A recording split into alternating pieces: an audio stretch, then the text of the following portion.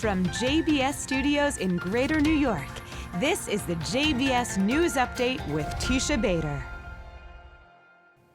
I'm Teisha Bader with the JBS News Update for Friday, November the 8th, 2019.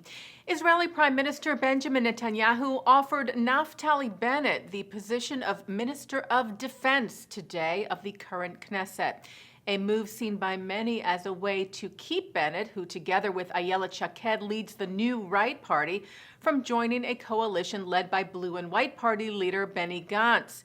A statement from Netanyahu's Likud party said that Likud and the New Right would immediately become a joint faction, acting as a single party in the current Knesset, voting together, for example, but not actually merging, adding that the situation was temporary and that Bennett understood that if a new government is formed, like a unity government, someone else would be named as defense minister.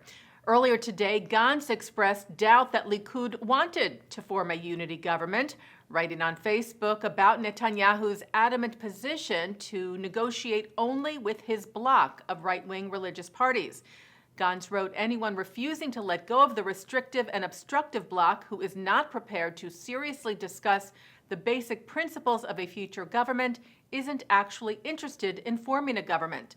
Gantz added that he was examining other alternatives in case the negotiations with Likud do not bear fruit, with no indication of what those other alternatives could be.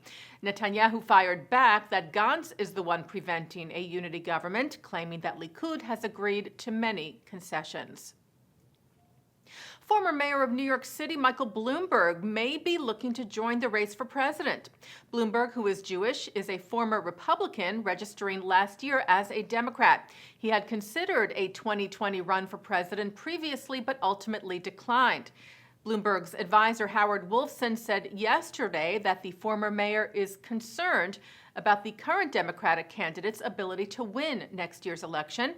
That and reports that Bloomberg was looking into filing to be on the ballot for the primaries in Alabama prompted reports that Bloomberg was reconsidering entering the race himself. Virginia elected its first female and first Jewish speaker. 55-year-old Democrat Eileen Filler-Korn was elected Speaker of the Virginia House of Delegates this past Election Day. U.S. Secretary of State Mike Pompeo attended a ceremony last night at the Halle Synagogue in Germany, which was targeted in an anti-Semitic attack on Yom Kippur. If you recall, a gunman tried to enter the synagogue but was unable to do so. He ended up murdering 2 people outside of the synagogue. Pompeo said, "I wanted to come here and share America's sympathy for what took place here and remind the world that anti-Semitism is not just limited to certain places." Also in attendance was German Foreign Minister Heiko Maas and Jewish Agency Chairman Isaac Herzog. The leaders of the Conference of Presidents of Major American Jewish Organizations, Arthur Stark and Malcolm Hoenlein, noted the attack in Halle and the increase in anti-Semitism in the U.S. with the Tree of Life shooting last year. In their statement today on the eve of the 81st anniversary of Kristallnacht, the Night of Broken Glass, which took place on November the 9th and 10th of 1938, that many see as the start of the Holocaust, where across Germany and Austria, Jewish businesses were targeted, synagogues burned, and some 91 Jews murdered, with tens of thousands of Jews arrested by the Nazis in the following days. Stark and Hoenlein wrote, "We are witnessing a resurgence in Jew hatred that must be recognized as a dire warning. It will take a coordinated effort across governments and societies by Jews and non-Jews alike to stem the pandemic of Jew hatred at home and around the world." And a commemoration of Kristallnacht took place last night at the Museum of Jewish Heritage in New York City. Secretary General of the United Nations Antonio Guterres addressed the gathering, where he spoke of the atrocities of the Holocaust and the present danger of hate and intolerance, also referring to the Pittsburgh shooting last year. Guterres said people are not born to hate. Intolerance is learned, and it so can be prevented and unlearned, vowing to continue to call out anti-Semitism, racism, and other forms of hatred. The U.S. Senate, by the way, is set to vote on a resolution commemorating Kristallnacht, introduced by Democratic Senator Chris Murphy of Connecticut. It asks that the Senate recognize the anniversary and pay tribute to the 6 million Jews murdered during the Holocaust.